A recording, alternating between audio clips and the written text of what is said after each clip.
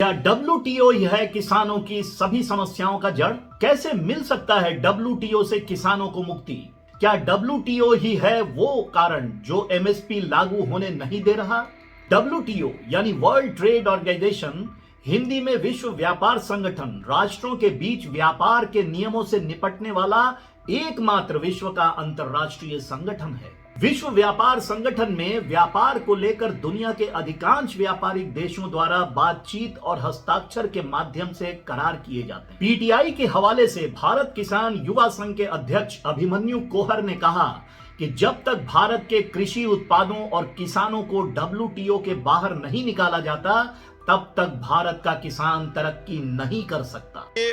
हमारा ये मानना है और देश के किसानों का ये मानना है कि भारत के किसानों को जो आज इतनी ज्यादा समस्याओं का सामना करना पड़ रहा है, किसानों की आत्महत्या लगातार बढ़ रही है, उसका सबसे बड़ा कारण है डब्ल्यूटीओ की गलत नीतियां जो हमारे देश के एग्रीकल्चर सेक्टर पे थोपी जा रही हैं।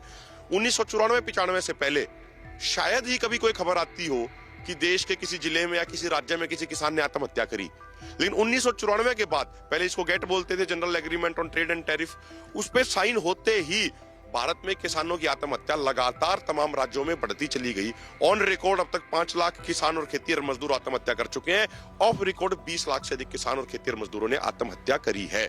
अभिमन्यु के अनुसार एग्रीकल्चर सेक्टर में डब्ल्यूटीओ की नीतियां विकसित देशों के हित में बनाई गई हैं, जिसके कारण भारत जैसे विकासशील देशों के किसानों का शोषण हो रहा। डब्ल्यूटीओ की जो नीतियां हैं वो विकसित देशों के लिए बनाई गई हैं।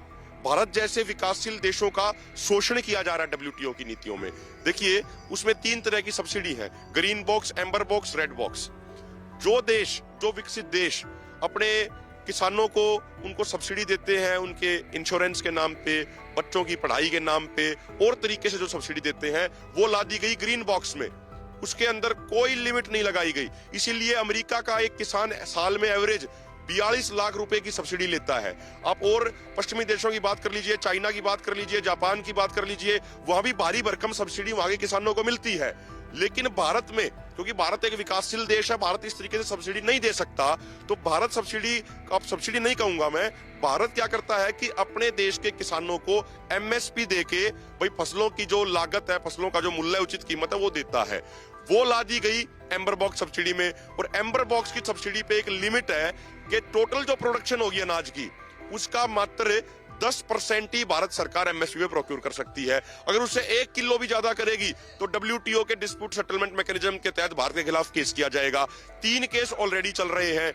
इंपोर्ट जो एक्सपोर्ट है, भारत में तमाम फसलें पैदा होती हैं, उसके बाद भी डब्ल्यूटीओ में जो सिग्नेचरी है भारत, उसके कारण जबरदस्ती कई फसलें भारत में भेजी जाती हैं दूसरे देशों के द्वारा। कारण क्या है उसका?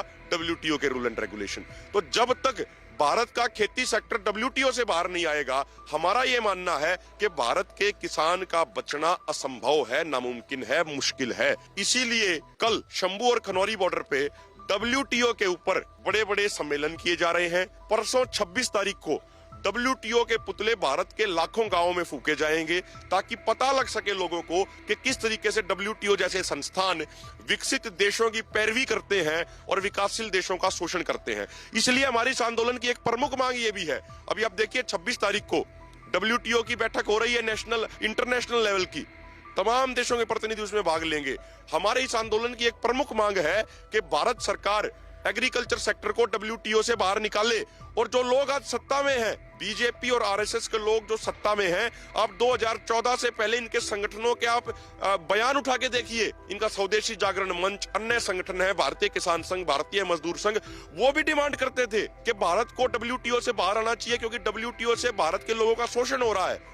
लेकिन 2014 में सत्ता में आते ही इनकी वो उस चीज पे कुछ बोल ही नहीं रहे हैं। ना इनके जो संगठन है वो बोल रहे हैं, ना इनका किसान मोर्चा बोल रहा है। 2014 से 24 आ गया, अब तक ये चुप है। तो हमारी मांग, इसमें जो महत्वपूर्ण मांग इस आंदोलन की ये है कि भारत सरकार हमारे खेती सेक्टर को डब्ल्यूटीओ से बाहर निकाले, तमाम मुक्त व्यापार समझौतों पे रोक लगाई जाए, चाहे वो IPEF हो, इंडो पैसिफिक इकोनॉमिक फोरम या और कोई समझौता हो, उन पे तमाम पे रोक लगाई जाए ताकि भारत का किसान सरवाइव कर सके। एक तरफ हमारी सरकार कहती है कि हम आत्मनिर्भर भारत बनाना चाहते हैं, अच्छी बात, आत्मनिर्भर हमें होना चाहिए, हम भी उसके पक्षधर हैं, लेकिन आत्मनिर्भर की बात करने के बावजूद आप सालाना 1,41,000 करोड़ का पाम ऑयल बाहर से क्यों मंगवाते हो? आप लाखों करोड़ रुपए की दाल बाहर से इंपोर्ट क्यों करते हो? और हर साल लगातार वो बढ़ती जा रही हैं, अपने किसानों से आप क्यों नहीं खरीदते? ये जो सारा हो रहा है, ये WTO, वर्ल्ड बैंक, IMF जैसी नीतियों के कारण हो रहा है। जब तक हमारा देश, हमारे देश की सरकार, हमारे देश का किसान मजबूती से उनकी नीतियों का विरोध नहीं करेगा, तब तक हमारे किसान का बचना बहुत मुश्किल है। MSP यानी मिनिमम सपोर्ट प्राइस, न्यूनतम समर्थन मूल्य में ऐसा क्या है जिसको लेकर भारत में किसानों के आंदोलन लगातार तेज होते जा रहे हैं? क्यों आखिर किसानों के इतने विशाल धरना प्रदर्शन के बावजूद सरकार MSP लाने में असमर्थ है? क्या है राज इस MSP के पीछे? आपको याद होगा, पीछे 19 नवंबर 2021 को किसानों के जबरदस्त आंदोलन के कारण केंद्र सरकार ने सितंबर 2020 में लाए अपने 3 कृषि कानून को निरस्त करने का निर्णय लिया, जिसे संसद के दोनों सदनों ने 29 नवंबर को वापस लेते हुए कृषि बिल विधेयक 2021 को निरस्त कर दिया था। किसानों के अनुसार उस समय किसानों को उनकी फसल के खरीद पर न्यूनतम समर्थन मूल्य लागू किए जाने का आश्वासन दिया गया था, जिसे पूरा नहीं किया गया।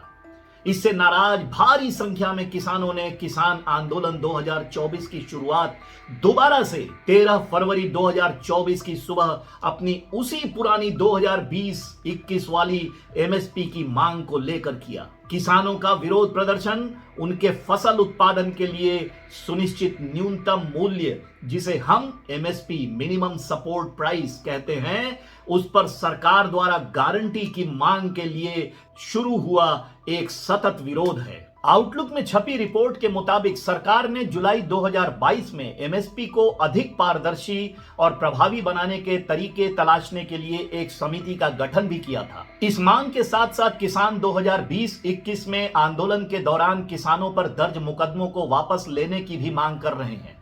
मांगों की सूची में किसानों के लिए पेंशन, ऋण माफी और विश्व व्यापार संगठन से कृषि क्षेत्र को बाहर निकालने की मांग भी शामिल है। परंतु जब MSP पर किसानों को सरकार ने कोई जवाब नहीं दिया, तब किसानों ने फिर एक बार 13 फरवरी 2024 को एक विशाल आंदोलन के साथ अपना रुख दिल्ली की तरफ कर दिल्ली कूच कर दिए। 13 फरवरी को शुरू हुआ किसान आंदोलन आज भी बदस्तूर जारी है। हरियाणा पंजाब सीमा पर डेरा डाले किसानों ने विभिन्न मांगों के लिए केंद्र सरकार पर दबाव बनाना जारी रखा हुआ है। किसानों ने कल विभिन्न गांवों में WTO का पुतला फूंका और कृषि क्षेत्र को WTO समझौते से हटाने के लिए जोरदार नारेबाजी की। PTI की रिपोर्ट के अनुसार दिल्ली से लगभग 200 किलोमीटर दूर हजारों किसान अपने ट्रैक्टर, ट्रॉलियों और ट्रकों के साथ राष्ट्रीय राजधानी क्षेत्र दिल्ली की तरफ आ रहे थे, जब विशाल जुलूस को देखकर सुरक्षा बलों ने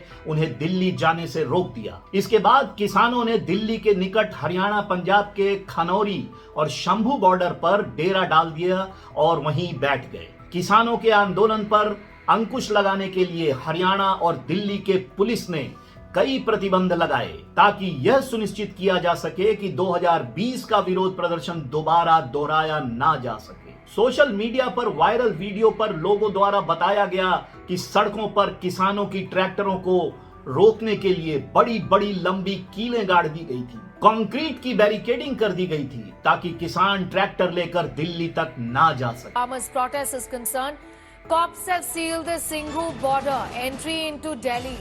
Singhu flyover has been completely sealed. RAF personnel are manning the national highways. Cement blocks placed on the Singhu border. बावजूद इसके किसान डटे रहे। दिल्ली चलो के बैनर तले जुटे किसानों की पंजाब हरियाणा सीमा पर पुलिस से झड़प हो गई।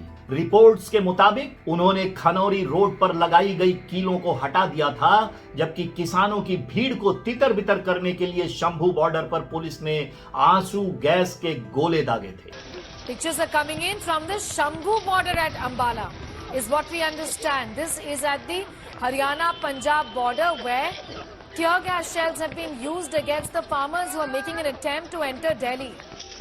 These are visuals that are coming in, dramatic visuals where tear gas shells are being used right now. You can see that on your screens, where tear gas shells are being used essentially to block the people.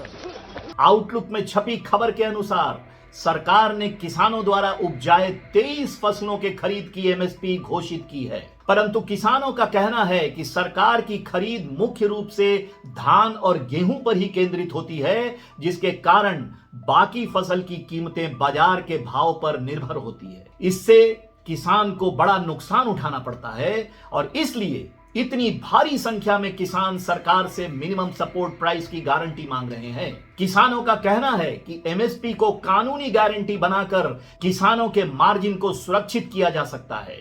इसके अलावा किसान MS Swaminathan आयोग की 2006 की report के मुताबिक आयोग द्वारा की गई सिफारिश के अनुसार एमएसपी फॉर्मूला निर्धारित करने की भी मांग कर रहे हैं। स्वामीनाथन रिपोर्ट में सुझाए गए फॉर्मूले के अनुसार एमएसपी को उत्पादन लागत से 50% अधिक पर निर्धारित किया जाना चाहिए। किसानों का दिल्ली चलो मार्च, किसान मजदूर मोर्चा और संयुक्त किसान मोर्चा द्वारा आयोजित विरोध प्रदर्शन है। किसानों ने विरोध प्रदर्शन तब शुरू किया जब 164 डब्ल्यूटीओ सदस्य देशों के व्यापार मंत्रियों की सर्वोच्च निर्णय लेने वाली संस्था की 13वीं मंत्री स्तरीय सम्मेलन 26 फरवरी को 4 दिनों के लिए शुरू हुई। किसानों को डब्ल्यूटीओ से बाहर निकालने की मांग पर किसान नेता सुखजीत सिंह ने कहा, 26 फरवरी को सुबह पूरे देश के गांवों में डब्ल्यूटीओ के खिलाफ प्रदर्शन हुए और शाम को शंभू और खनौरी दोनों सीमाओं पर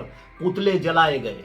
डब्ल्यूटीओ का विरोध बताता है कि हम उनकी नीतियों से सहमत नहीं हैं। सुबह गांव-गांव में, हिंदुस्तान के पूरे गांव-गांव में डब्ल्यूटीओ की अर्थी फूट मुजाहरा जो वो किया गया और शाम को 3:30 बजे दोनों बॉर्डरों पे खनौरी और शंभू बॉर्डर पे जो है देवकद जो पुतले थे वो जलाए गए। ये जो विरोध है डब्ल्यूटीओ का, ये समझाता है कि हम लोग इस डब्ल्यूटीओ की नीतियों से कितने खिलाफ हैं। और जैसे कि अबू धाबी के दुबई के अंदर जो कन्वेंशन चल रही है, डब्ल्यूटीओ की 3 रोजा मीटिंग चल रही है, उसके अंदर लगभग 70,000 लोग पूरे दुनिया से विरोध करने के लिए डब्ल्यूटीओ की नीतियों का वहां पहुंचे हुए हैं। हम उनका धन्यवाद करते हैं जिन्होंने वीजा दिया और उनको इजाजत दी कि आप अपना विरोध प्रदर्शन कर सकते हैं। और जबकि हमारे देश के किसान मजदूर जो है वो अपनी सरकार से अपनी मांगे मनवाने के लिए जब दिल्ली की तरफ बढ़े तो यहाँ बड़े बड़े बैरिकेड, आंसू गैस के गोले, बुलेट्स, ये सब किसानों के ऊपर चलाई गई। विरोध प्रदर्शन में किसान नेताओं ने जोर देकर कहा कि डब्ल्यूटीओ के एजेंडा का उद्देश्य कृषि सब्सिडी को समाप्त करना है। उन्होंने किसान और एग्रीकल्चर सेक्टर की ऐसी नीतियों को भारत के किसानों के लिए आत्मघाती बताया। किसान नेता सरबन सिंह पंढेर ने कहा, आज हमने खनौरी और शंभू बॉर्डर पर डब्ल्यूटीओ की अंत्येष्टि का आयोजन किया। यह कार्यक्रम 13 राज्यों में आयोजित किया गया। हम स्पष्ट कर देना चाहते हैं कि यह आंदोलन एमएसपी गारंटी पर कानून बनने और कृषि ऋण माफी तक जारी रहेगा। ऐलान किया था अभी आज देश भर के 13 राज्यों में जो हमें खबरें आ रही, 70,000 गाँव में अर्थी दहन का कार्यक्रम हुआ डब्ल्यूटीओ का। और आज खनौरी और शंभू बॉर्डर पे आपने देखा हमने डब्ल्यूटीओ का अर्थी दहन किया। आज ये आंदोलन पूरे देश भर में हुआ, हर एक जगह पर अर्थी जलाई जा रही है, कार्यक्रम हो रहे हैं। अब ये आंदोलन पूरे देश में हर गली गांव कूचे में पहुंच गया है और हम स्पष्ट करना चाहते हैं ये आंदोलन एमएसपी गारंटी कानून बनाने तक, देश के किसान मजदूर का कर्जा खत्म करने तक, लखीमपुर खीरी का इंसाफ लेने तक, C250 के साथ फसलों के दाम लेने तक, सभी केस वापस करने तक और ये बिजली बिल 2023 को वापस करवाने तक, पॉल्यूशन से खेती को बाहर निकालने तक, फसली बीमा योजना लागू करवाने तक और मजदूरों को 200 दिन नरेगा और 700 दिहाड़ी और डब्ल्यूटीओ से भारत बाहर आए। इन मांगों को लेकर तब तक जारी रहेगा जब तक सरकार हमारी मांगे नहीं मान लेती।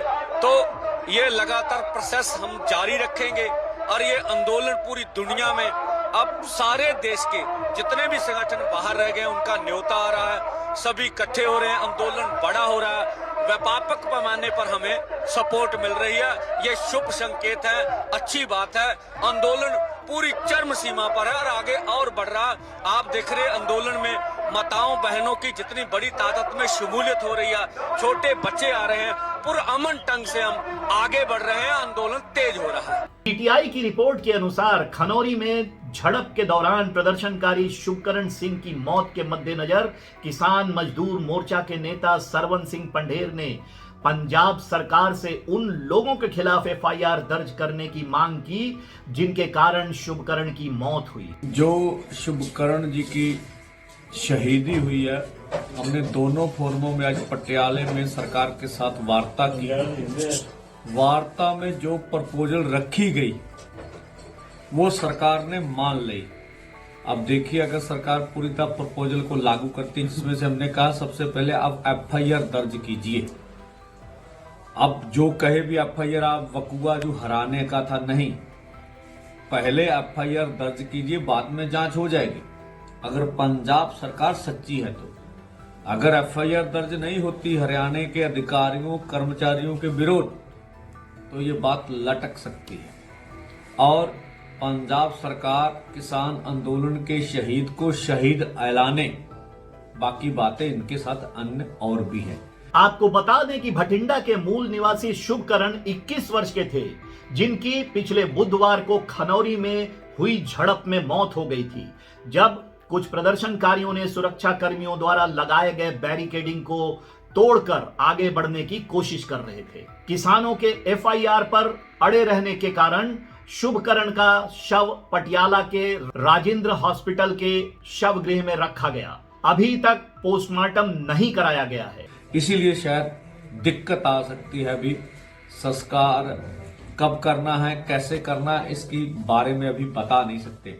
किसानों ने बताया, शुभकरण के निधन के कारण किसानों का दिल्ली मार्च अस्थायी रूप से रुक जरूर गया, लेकिन यह आंदोलन जारी रहेगा और 29 फरवरी तक इस अस्थायी पड़ाव के बाद किसान नेताओं के दिशा निर्देश पर लड़ाई जारी रखने की घोषणा किसानों ने की।